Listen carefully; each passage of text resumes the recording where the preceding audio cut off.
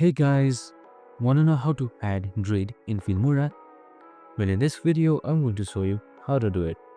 It's super duper simple, so let's get straight to it.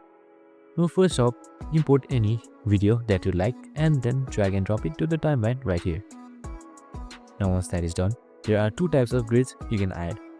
One could be a helping grid, where it is built in Filmora to help you editing videos.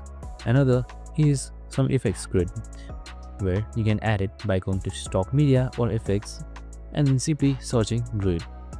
And once you search for it, you can see the grid background images, and then you can just drag and drop it to the timeline, and after a while there you have it, your stock media loaded, and that's it.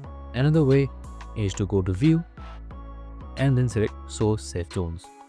This will enable built-in grid for your video so that it can help in editing, as you can see in the preview right here.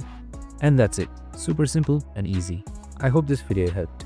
If it did, make sure to like it, subscribe, and tune in with us for more of these videos. See you in the next one.